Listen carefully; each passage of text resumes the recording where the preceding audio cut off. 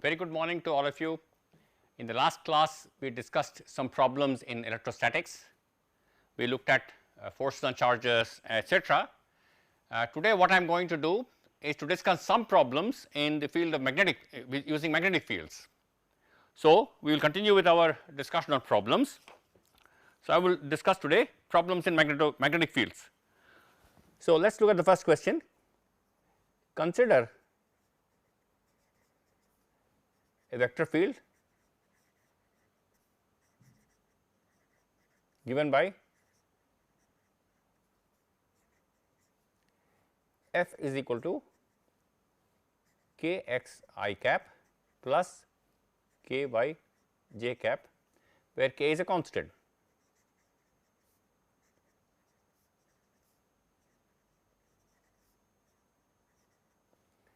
Can this vector field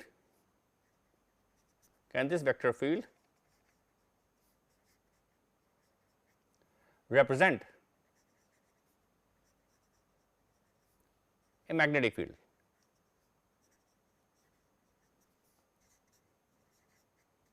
So, we have a vector field given by f is equal to k x I cap plus k y j cap, and the problem is to find out whether such a field can represent a magnetic field.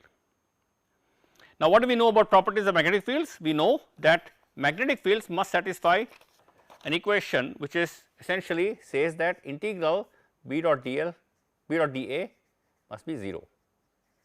That is, the flux of magnetic field from any closed surface must be 0. So, we need to check whether this particular field satisfies this condition.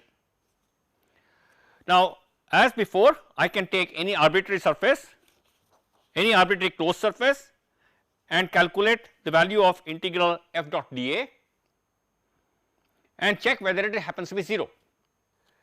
Now, for simplicity, I would like to take a surface which will help me to evaluate these integrals easily. So, here is the surface which I will take. Here are my coordinates. This is x, y, and z. So, let me take a cube here. So, I have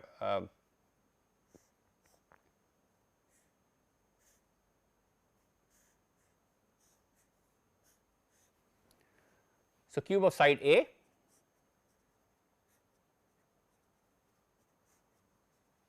and this is the origin here. So, these are now there are 6 surfaces here, this is one surface here. So, let me call this surfaces by names. So, this one I call S1. So, this is 1, this is 2, this is 3, and this is 4 at the bottom, and then 5 is this one, the front surface, this is 5, and the back surface is 6 surfaces. So, what I need to do is to calculate the value of integral B dot dA over this closed surface. So, I will have to integrate this over all these surfaces to check whether I satisfy this equation. So, let us start with the first surface. So, total integral B dot dA is equal to integral B dot dA over S1 plus integral B dot dA over S2 plus integral B dot dA over S3 plus integral B dot dA over S4, and similarly integral B dot dA over S5 and S6.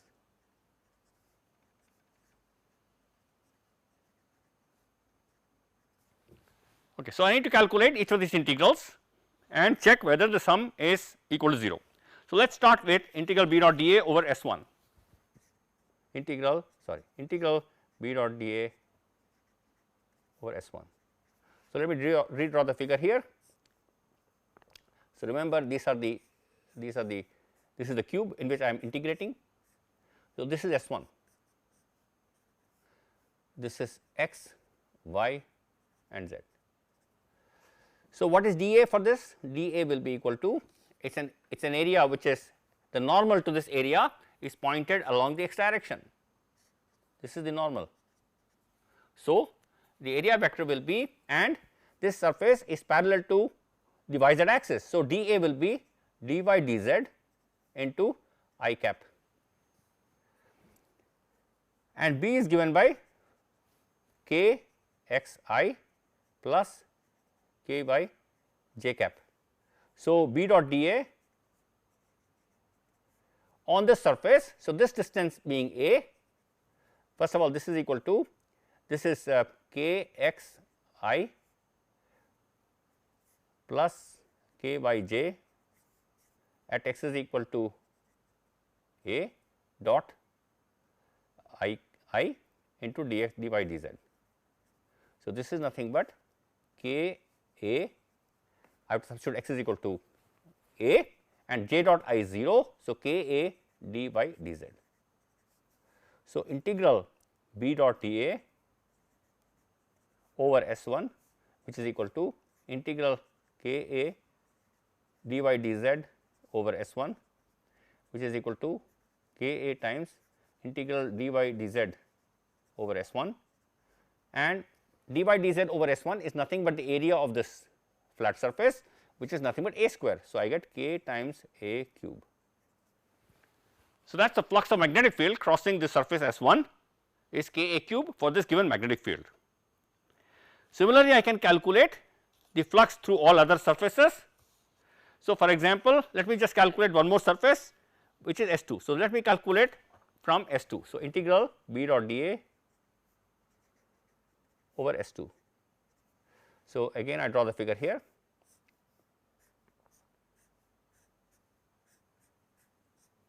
So, S2 is the top surface. So, this is the normal x, y, z. So, what is dA here?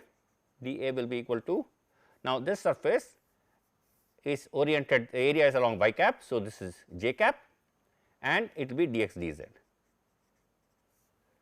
dx dz j cap, and B is equal to k x I cap plus k by j cap. So, B dot dA on surface S2 will be equal to, now on this surface S2 y is equal to A. So, and I dot j is 0, j dot j is 1 and y is happens to be A, because this distance is A. So, this is nothing but k A dx dz.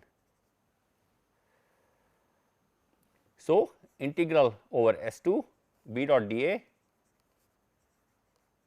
is equal to integral k A dx dz over S2, which is equal to k A times integral dx dz over S2. Now, what is S2? This is the area, and d by dx dz is nothing but the area, which happens to be A square. So, this is k A cube again. So, I have evaluated over surface S1 and S2. So, I would like you to continue the discussion and evaluate all other integrals. So, let me just give you the values here. Over S3 B dot dA will be equal to 0, over S4 B dot dA will be 0, over S5 B dot dA will be 0, and over S6 B dot dA will be 0. So, integral B dot dA happens to be equal to, it has only contributions from two surfaces S1 and S2, and that is, so I get 2 k times A cube, and this is not equal to 0. So, hence F cannot represent a magnetic field.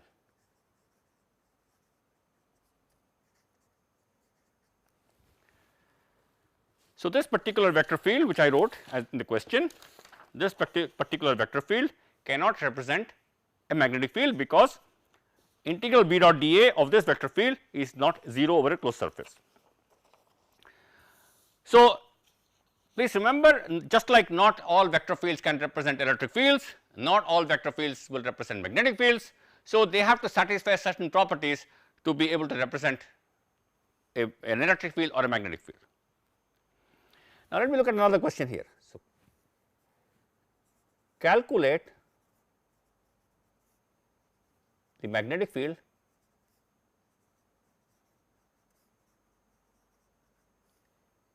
produced by a finite current element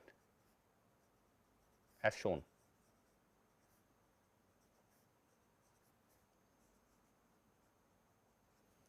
So, I have an element of current.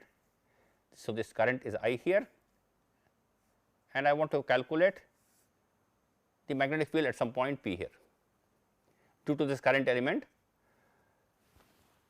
So, the problem is I have now a certain current element, and I want to calculate what is the magnetic field produced by this current element at this point.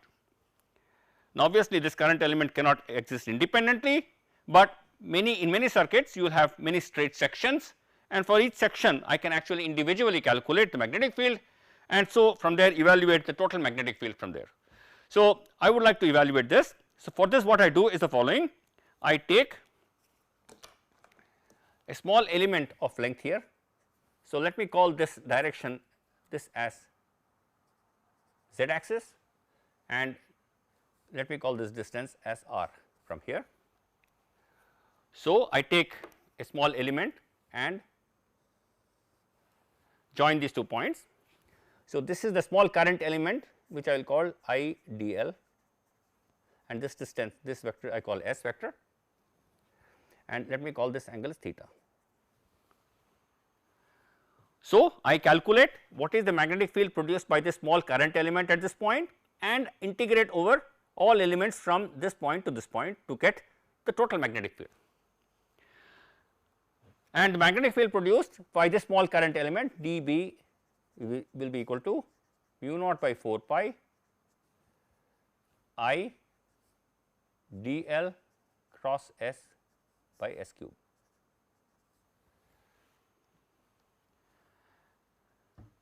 Please remember, this we had discussed earlier in Biot-Savart law.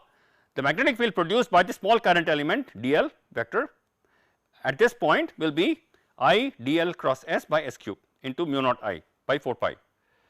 So, and the total magnetic field will be obtained by integrating. Now, first thing that we must notice is that dl cross s. So, dl vector is pointing upward, s vector is pointing here. So, dl cross s is pointing inwards. So, the magnetic field produced by this is pointing into the paper, and all current elements from here to here, all these current elements have a magnetic field which are pointing into the paper here. So, each current element in this length will produce a magnetic field which are all pointing inwards, and that helps me to sum up all the magnetic field components. So, the total magnetic field I will calculate by integrating from this point. So, let me call this z1 and coordinate of this is z2. So, z1 is this distance and z2 is the distance of this point from this point. So, this is actually a norm which I have drawn from here. So, this is my current element. I need to calculate the magnetic field here. I drop a perpendicular on this line, that distance is small r, and z1 is the coordinate of the bottom end of the element, z2 is the coordinate of the top of the element, and I have defined the angle theta. So, now what is dl cross r? Dl cross s. So, dl cross s, dl cross s, which is equal to, so dl cross s, if theta is this angle, I will have dl s sin theta. Now, what is theta? Theta is here, if I call this alpha, then sin theta is nothing but cos alpha. So, this triangle you can actually find out that sin theta is nothing but cos alpha, and so I get dl cross s is equal to dl s cos alpha, and s square is equal to, now what is s? The length of this length from here to here, s square is r square plus z square. So, this has a coordinate, I am assuming as a coordinate z. So, s square is equal to r square plus z square. So, dB magnitude is nothing but mu naught I by 4 pi So, dl cross s, which is dl s cos alpha divided by s cube. So, I have I leave one s and the remaining I write as r square plus z square. So, this s cancels off and I have essentially mu naught I by 4 pi dl cos alpha by r square plus z square, and dl is nothing but, let me write it as dz, because dl is nothing but a small current element along the z direction. So, I replace dl by dz. So, the total magnetic field will be obtained by integrating this vector. So, B magnitude total will be equal to mu naught I by 4 pi integral dz cos alpha divided by r square plus z square from z1 to z2.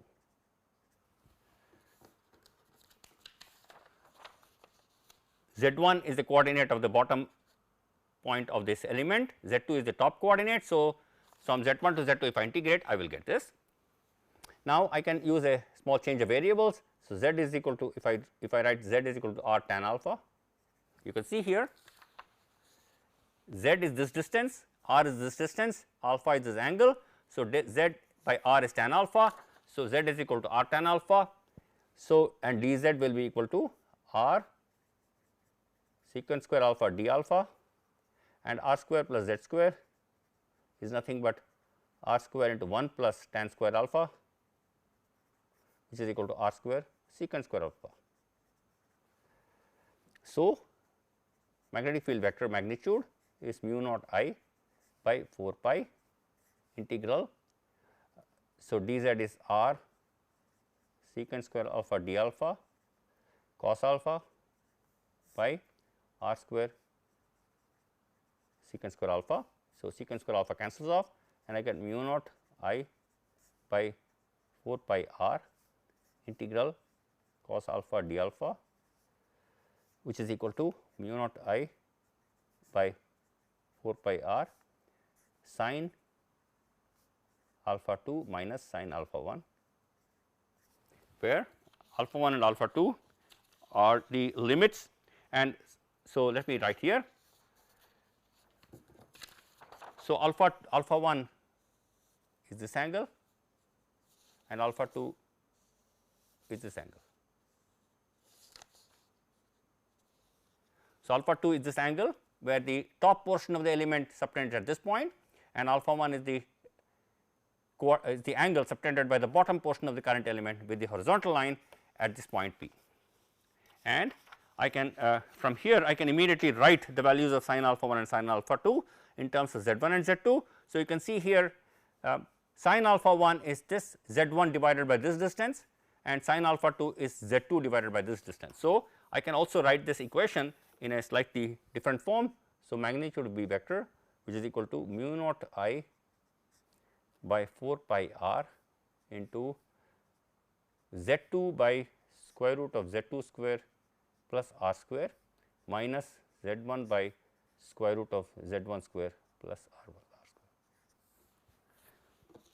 So, I have just replaced sin alpha 2 by Z2 by square root of Z2 square plus r square, and sin alpha 1 by Z1 by square root of Z1 square plus r square. So, that is the magnetic field produced at this point. So, the field at the point where I am interested depends on the coordinate Z1 and Z2 and essentially these angles, and that is a nice expression which is useful whenever I need to have calculate magnetic field by straight segments of current elements, and for each straight segment, if I know the coordinates of the two ends, I can use that to calculate the magnetic field. Now, I want to use this expression to solve another problem, which is the following. A length L of wire carrying a current I is to be bent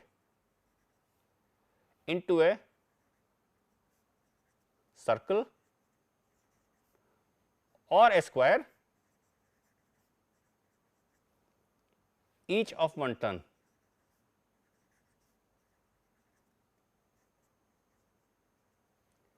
In which case will the magnetic field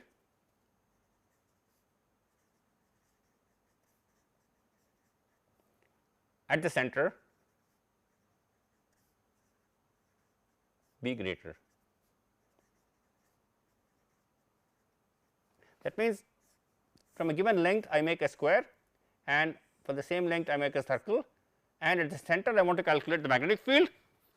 The length of this square is the same as the length of the circle, and if I flow a current, I need to calculate the magnetic field at the center here and center here and compare the two magnetic fields. So, I want to solve this problem. Now, please note, in the square case, if I draw the square here, I have to calculate the magnetic field here. So, if I need to calculate the magnetic field here, suppose I draw the lines here, this is the current flowing. So, this is a problem which is very similar to what we had before. So, the total magnetic field at this point consists of magnetic field produced by this current element plus the magnetic field produced by this current element plus the magnetic field produced by this current element plus the magnetic field produced by this current element. We have already seen the magnetic field produced by one current element, and also remember that all current elements produce magnetic fields in the same direction. So, they are all the magnetic fields are coming up from here. So, you see the current is flowing like this. So, the magnetic field is coming up here, this current also produces the magnetic field coming up. So, all the magnetic fields produced by all the 4 current elements are in the same direction. So, I can calculate the total magnetic field by simply adding the magnitudes of the magnetic field produced by each of them. Now, if you look one of the current elements, if I look at this current element, because the total length is L of the wire, each side has a length L by 4. So, this is an L by 4 length, and if I draw the perpendicular, so this is this distance is L by 8, and this being the center, this is also L by 8. So, if you recall, we had just obtained this formula mu naught I by 4 pi r into Z2 by square root of Z2 square plus r square minus Z1 by square root of Z1 square plus r square. So, for this current element, Z1 is equal to minus L by 8. Look at this is the perpendicular drawn here. This is minus Z by 8, minus L by 8, and Z2 is equal to plus L by 8. This is the coordinate of this point, and r is equal to L by 8, because that is this distance. So, this distance is L by 8, this is L by 8, this is L by 8. So, if I want to calculate now Z2 by square root of Z2 square plus r square, which is equal to L by 8 by L by 8 into square root 2, which is equal to 1 by square root of 2. Z1 by square root of Z1 square plus r square is equal to minus L by 8 by L by 8 times square root 2, which is equal to minus 1 by square root of 2. So, the total magnetic field, because of one current element, magnetic field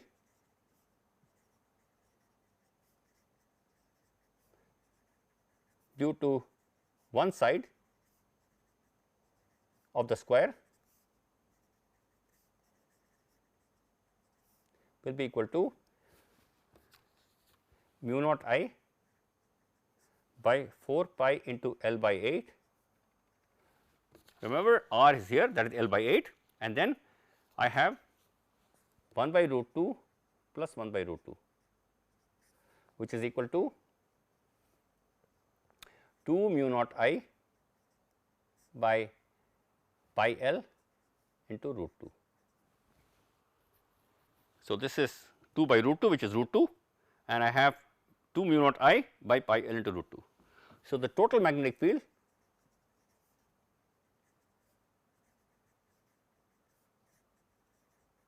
is 4 times this, 4 into 2 mu naught I by pi L root 2, which is equal to 8 square root of 2 mu naught I by pi L. So, let me call this B square. So, that is the magnetic field produced by the square. L is the total length of the wire which is producing this magnetic field. So, the square current carrying square produces a magnetic field at the center given by this, and which I have calculated by summing up the magnetic field produced by each of the current elements. Now, I want to find out what is the magnetic field produced by circle.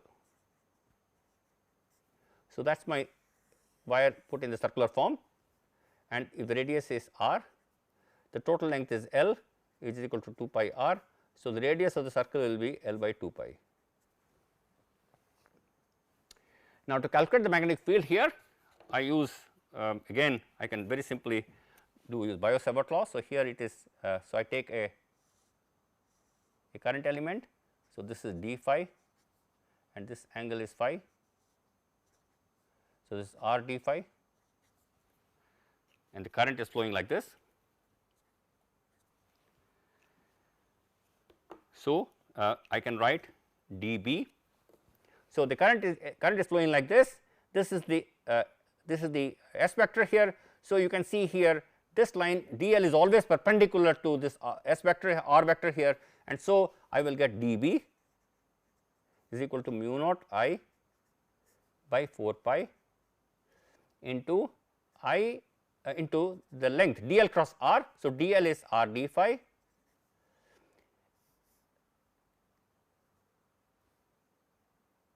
by r square. So, dl cross r by r cube. So, one of the r cancels off. So, I will essentially get mu naught I d phi by 4 pi r. So, the total magnetic field will be equal to mu naught I by 4 pi r integral d phi from 0 to 2 pi, which will give me mu naught I by 2 r. And I can replace r in terms of L by 2 pi. So, I get mu naught I by 2 r is nothing but L by pi. So, mu naught I pi by L. So, if I call this circle, so B circle is equal to mu naught I pi by L. So, I have taken the same length of wire, one put in the form of a square, one wire put in the form of a square of length L, and the same wire I have been into a circle, and I find these two magnetic fields. So, let me write these two fields here.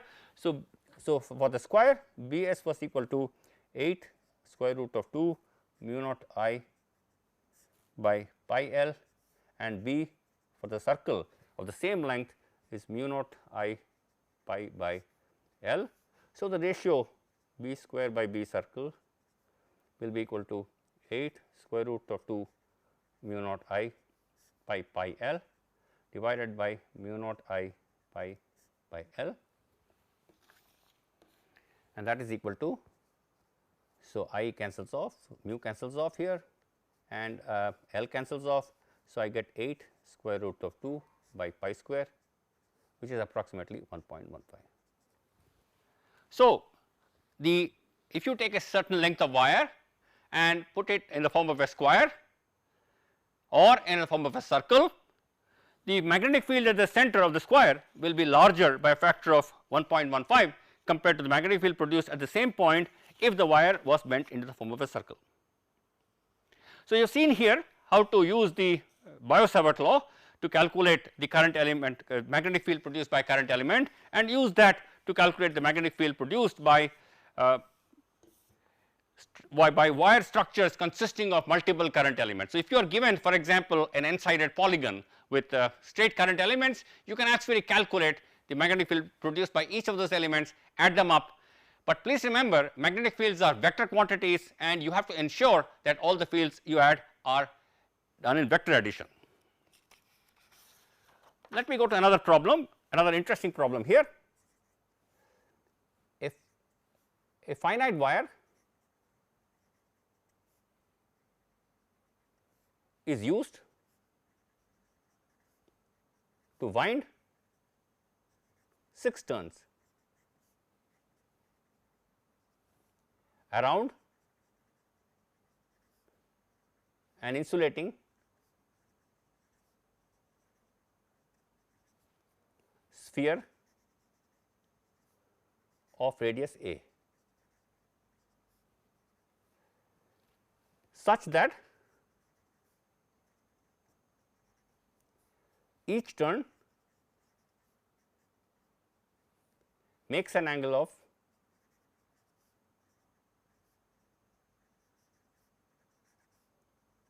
30 degrees with the adjacent turn, and that all the turns intersect at diametrically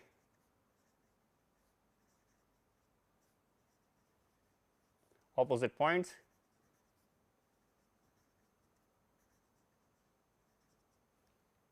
on the surface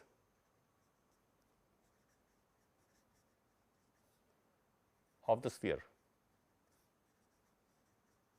I will draw a figure to explain this a little more carefully. If a current I is passed through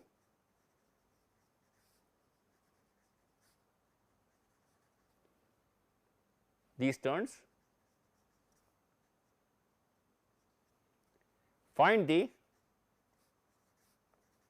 magnitude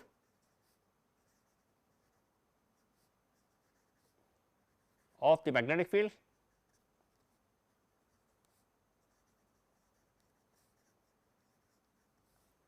at the center of the sphere.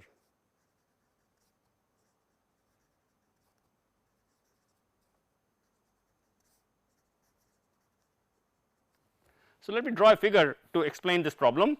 A finite wire is used to wind 6 turns around an insulating sphere. So, I take an insulating sphere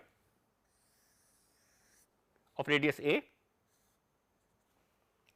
and I wind turns like this. So, I have one winding which goes like this, the next winding comes here. So, this angle is 30 degrees, then another winding comes here at 60 degrees, another winding comes here at 90 degrees, then another winding comes here at 120 degrees and another winding comes here at 150 degrees. So, there are 6 windings. So, each of them is carrying current. So, here there are current flowing like this.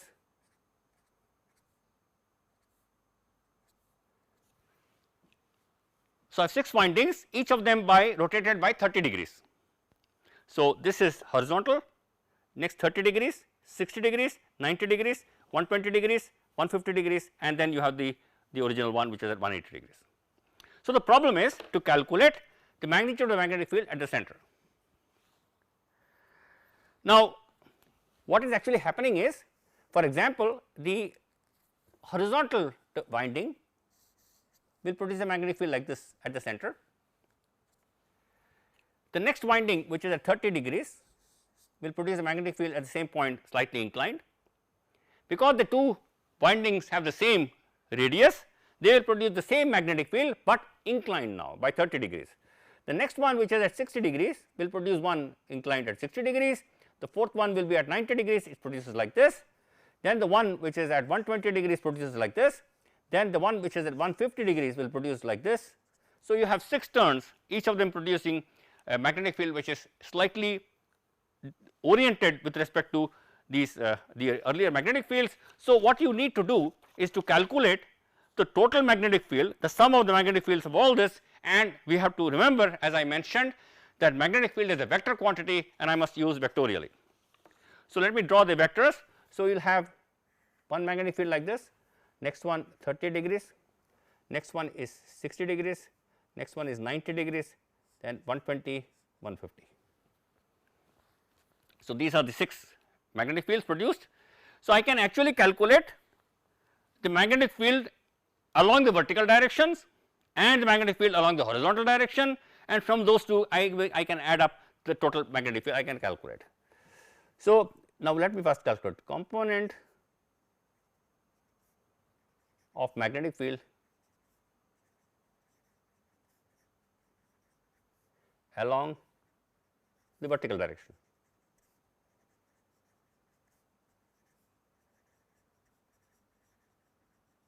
Now, for this of course, I need to know what is the magnetic field produced by a current loop of radius a at the center, and that magnetic field happens to be B is equal to mu naught I by 2a.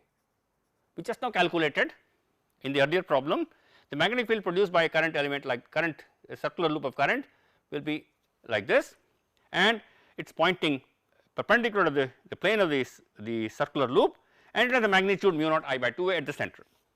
So, each of these loops produces a magnetic field of magnitude mu naught I by 2a at different orientations. So, I need to calculate. So, this is 30 degrees,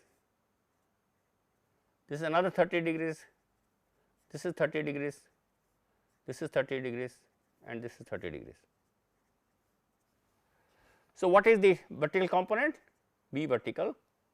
So, the first one is mu naught I by 2a plus the second one, the magnitude of this vector is mu naught I by 2a, its vertical component is cos 30. The next one, the magnitude is mu naught I by 2a, the component is cos 60 degrees. The fourth one, mu naught I by 2a cos 90 degrees plus mu naught I by 2a cos 120 degrees plus mu naught I by 2a cos 150 degrees. 1, 2, 3, 4, 5, 6 coils produce different magnetic fields. This is the vertical component of each of the magnetic field, which I can add up, and this happens to be mu naught I by 2a into this is 1 plus cos 30 is root 3 by 2 plus cos 60 is half, cos 90 is 0, cos 120 is minus half, and cos 150 is minus root 3 by 2, and this happens to be equal to mu naught I by 2a.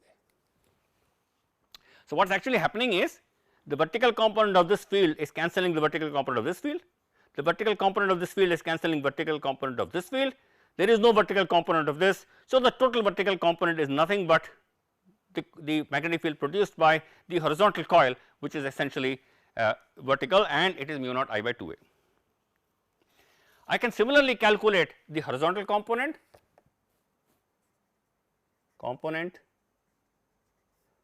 of magnetic field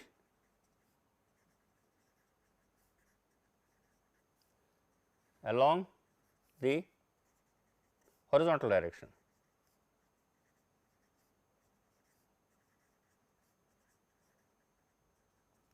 So, BH, now instead of cosine I will have sine functions, horizontal components are all sine. So, I will have mu naught I by 2a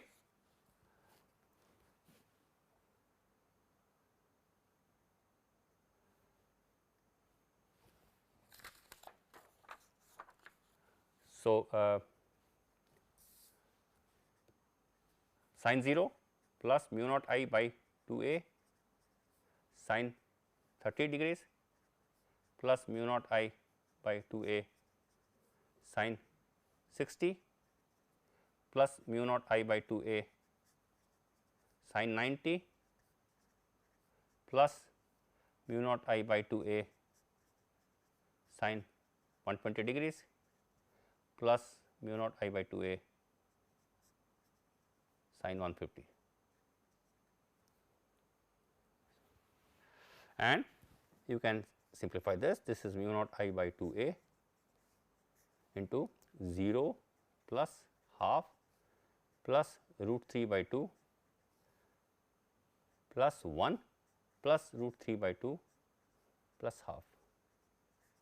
So, sin 0 is 0, this is half, this is root 3 by 2, this is 1, this is root 3 by 2, and that is half, which is equal to mu naught I by 2a into 2 plus root 3. So, horizontal component is this one. We have already calculated the vertical component as mu naught I by 2a.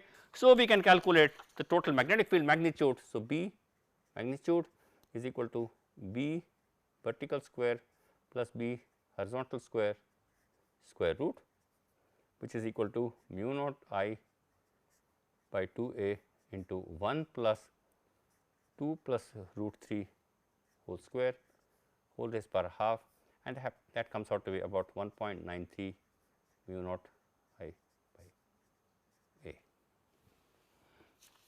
So, in this problem, if you have these kind of windings, 6 windings at each inclined by 30 degrees, you can actually calculate the total magnetic field at the center of the sphere, and that happens to be about 1.93 times mu naught I by a.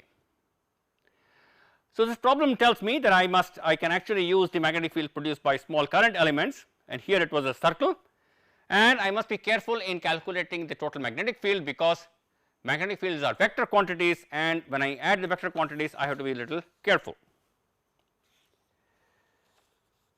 Okay. Now, let me go to another interesting problem. A long solid conducting cylinder of radius r has a cylindrical hole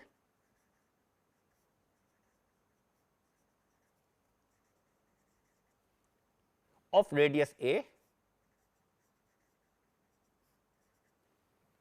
drilled out such that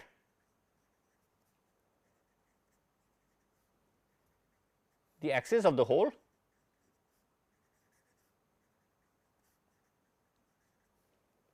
is parallel to the axis of the cylinder.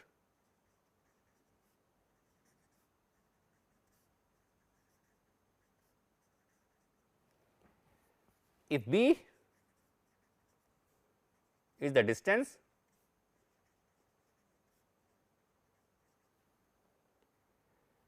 between the two axes and a current I is passing through the remaining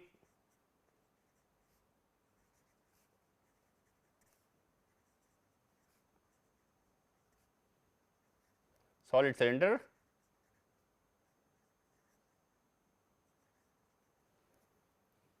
show that the magnetic field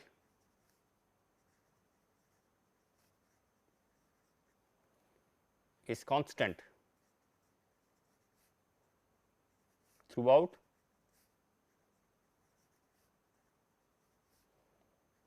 the hole.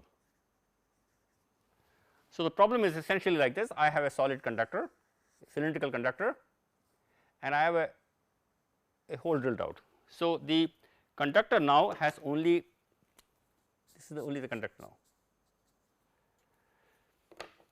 and so this is the hole, and this hole axis is parallel to the axis of the cylinder, and this distance is given as b, and a current I is passing through this entire structure. I need to calculate the magnetic field inside this hole and show that it remains constant. Okay. So, first thing is, so let me draw the figure again here.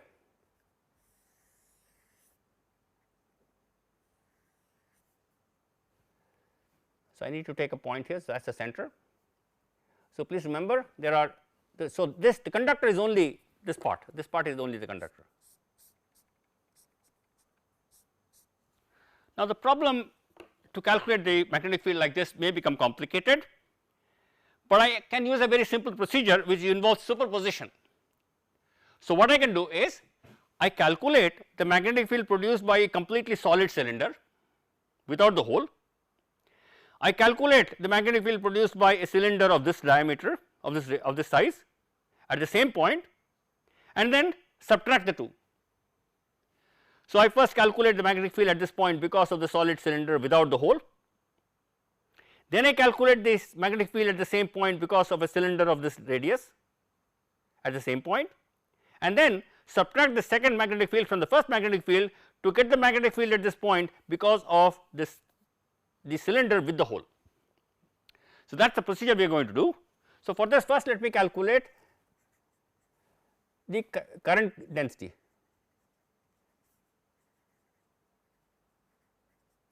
So, current density J is equal to current I is flowing through the entire area of this conductor, which is now pi r square minus a square. So, pi r square is the area of the cylinder, pi a square is the cylinder is the radius of the hole. So, pi r square minus a square is the effective area through which the current is flowing, and so the current density is I by pi r square minus a square. So, now I am going to calculate what is the magnetic field produced at this point due to a solid conductor carrying this current density. I will calculate then the magnetic field at this point due to a conductor of radius a carrying a current density J, subtract the second one from the first and calculate the total magnetic field, always keeping track that magnetic field is a vector quantity. So, first things, so magnetic field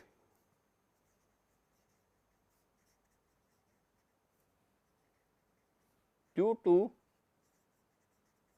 solid conductor without the hole.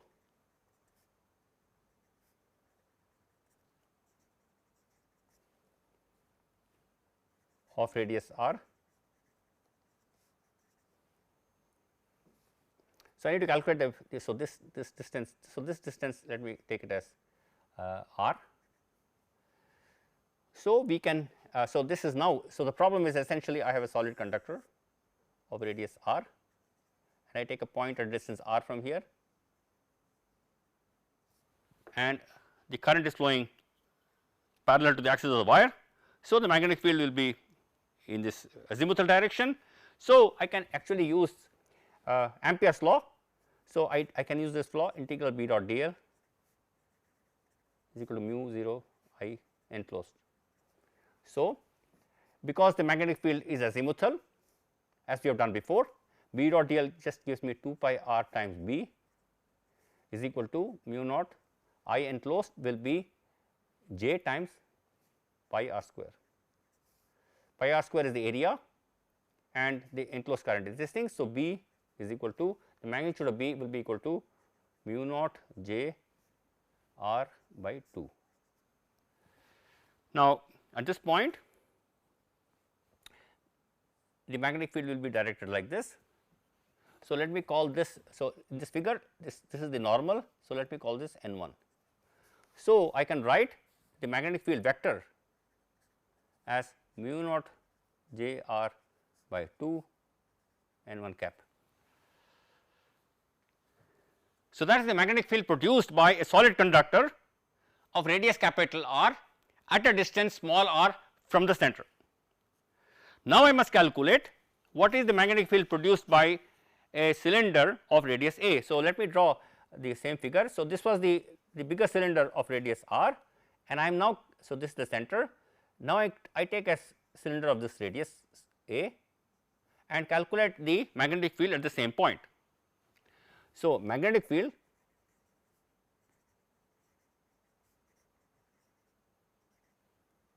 due to solid cylinder of radius a at a distance s from its center.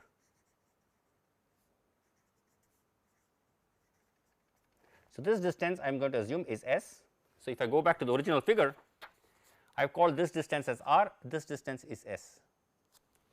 Please remember, r is the distance of this point where I am calculating the magnetic field from the axis of the big conductor, s is the distance of that point from the axis of the hole, and I am now calculating what is the field produced at this point at a distance s from the axis of a conductor of radius a. So, just like before, I can draw a an Amperian loop like this and use this formula B dot dl is equal to mu 0 I enclosed. So, 2 pi s into B will be equal to mu naught j into pi s square. So, B will be equal to mu naught j s by 2, and now the normal will be in this direction. So, if I go back to the original figure here, this normal N 2 will be like this. The magnetic field produced by the thick conductor is in this direction. At the same point, the magnetic field produced by a conductor of radius a carrying current in the same direction is in this direction, which I am calling as N 2. So, let me call this B 2 is equal to mu naught vector mu naught j s by 2 into N 2 cap. Now, let me draw a figure here to explain better. So, this is x by axis. So, this is the point where I am trying to calculate. This distance is r and this distance is s. Okay, so, this is the perpendicular here. So, I have the magnetic field produced by the big conductor is along this direction, and the magnetic field produced by the other the hole with the conductor corresponding to the hole is actually in this direction. So, let me draw minus N 2 cap, and I call this angle theta and this angle phi. So, this line is perpendicular to this line, this line is perpendicular to this line. So, this angle is also theta, this line is perpendicular to this line, this is the normal, and this line is perpendicular to this line. So, this is phi. So, total magnetic field B is equal to I should have named this as, let me call this B 1, that is due to the thick conductor of radius capital R. So, B is equal to B 1 minus B 2. Please remember, what I have done is B 1 is the field produced by the thick conductor without the hole, B 2 is the field produced by the smaller conductor here of radius a at the same point. So, if I remove this conductor, I have to remove the component of magnetic field produced by that portion of the conductor, which is B 2. So, B 1 minus B 2 is my magnetic field produced at this point. So, which is nothing but mu naught j by 2 into, now B 1 is R n 1 cap minus B 2 has S n 2 cap minus S n 2 cap. So, the total magnetic field is, this is the magnetic field produced by the solid conductor without the hole, this is the magnetic field produced by a conductor of radius a corresponding to the hole. So, if I remove that component, that magnetic field portion, I will get the magnetic field produced by the conductor with the hole. So, now let me write in terms of components. So, this is mu 0 j by 2, now R times n 1 cap. So, if you look at n 1 cap, it has a x component and a y component. So, the x component is minus sin theta I cap plus cos theta j cap. This vector has a component along this direction, x component, which is negative. So, minus sin theta I cap plus a positive component along y, which is plus cos theta j cap, and then minus s times n 2 cap. So, because I am writing this is minus n 2, so I have a plus sign here. So, this will be plus s into, so it you will have sin phi I cap plus cos phi j cap. This is n 1 cap, this is minus n 2 cap. So, I have taken the minus sign, minus n 2 cap I have written. So, this is nothing but equal to mu naught j by 2 into I cap into minus r sin theta plus s sin phi plus j cap into r cos theta plus s cos phi. Okay, so I have combined the I cap terms and the j cap terms and I get these two. So, you can see here r sin theta, this is also theta. So, r sin theta is this length and s sin phi is also this length. So, these two cancel off, r cos theta is this distance, s cos phi is this distance. So, r cos theta plus s cos phi is the distance from here to here, which is nothing but b, the distance of the center of the hole from the center of the axis of the conductor. So, I get a very interesting expression that b is equal to mu naught I mu naught j b by 2 to j cap, which if I write in terms of current mu naught I b by 2 pi r square minus a square to j cap. So, that is the magnetic field produced by the conductor, and there is a hole here and inside the hole. So, the conductor is carrying current like this, that is a hole. So, the magnetic field inside at any point is given by this, and as you can see here it is a constant all along the y direction. So, this y is defined here. Okay. Now, let me come to a last problem involving electromagnetic waves.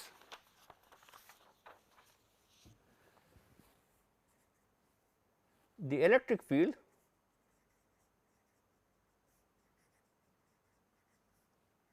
of a plane electromagnetic wave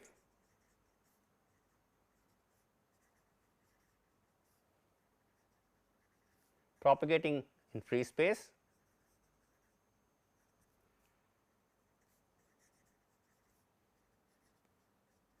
is given by E is equal to 10 I cap plus 15 j cap sin 4 pi 10 to the power 6 into C t minus z volts per meter. C is the speed of light in free space,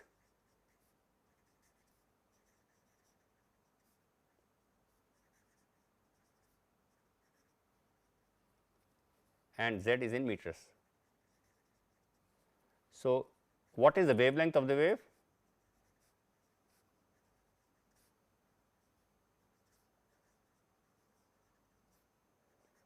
What is the wavelength of the wave? And calculate the corresponding magnetic field.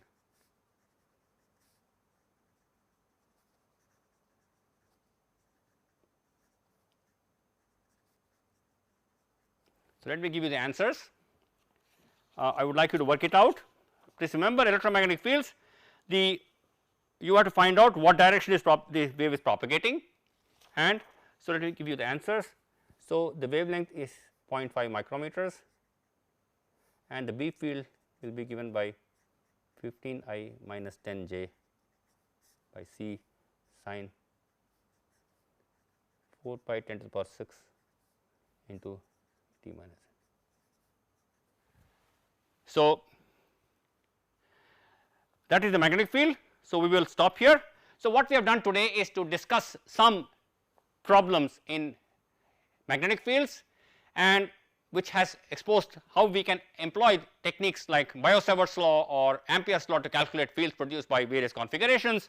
And I hope with the understanding of basic concepts in electromagnetics, you will be able to solve many problems in your career. Thank you very much.